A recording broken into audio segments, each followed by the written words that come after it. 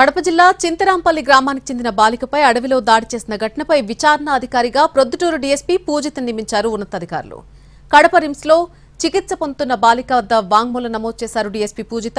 తాను ప్రేమించిన వ్యక్తి బాబుతో ఉన్నటువంటి సమయంలో మద్యం మత్తులో ఉన్నటువంటి ఇద్దరు యువకులు వచ్చి తనపై దాడి చేయడంతో స్పృహ తప్పి పడిపోయానని వాంగ్మూలం ఇచ్చింది బాధితురాలు.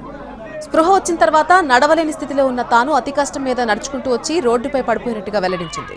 ప్రస్తుతం బాధిత బాలిక ఆరోగ్యం ఇంకా కుదుటపడలేదు. ఈ కేసులో ఇప్పటికే 3 యువకులను అదుపులోకి తీసుకున్నారు వేంపల్లె పోలీసులు.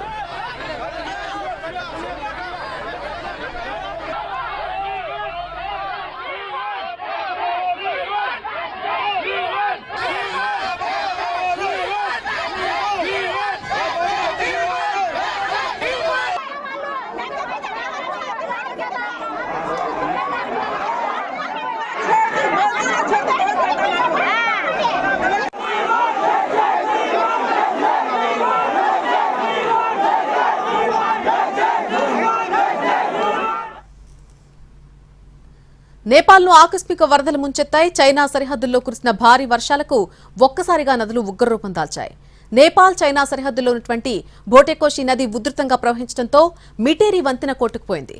దిగువకు వరద పోటెత్తడంతో పరివాహక ప్రాంతంలోని డ్రై పోర్ట్లో నిలిపి ఉంచిన వాహనాలన్నీ కూడా కొట్టుకుపోయాయి. 200 వాహనాలు కొట్టుకుపోయాయని అంచనా వేస్తున్నారు అధికారులు. 12 మంది పోలీసులు, వ్యాపారులు కూడా గల్లంతయ్యారు. వెంటనే నేపాల్ ఆర్మీ సహాయక చర్యలు చేపట్టింది. కానీ ప్రవాహం ఎక్కువగా ఉండడంతో ఆటంకాలు కలుగుతున్నాయి. టిబెటన్ ప్రాంతంలో కురుస్తున్న భారీ వర్షాలకు త్రిశూలి నదికి కూడా వరద పోటెత్తే అవకాశం ఉందని హెచ్చరికలు జారీ అయ్యాయి. దీంతో నదీ తీర ప్రాంతాల్లో నివసిస్తున్న ప్రజలు అప్రమత్తంగా ఉండాలని సూచించారు ఉన్నతాధికారులు.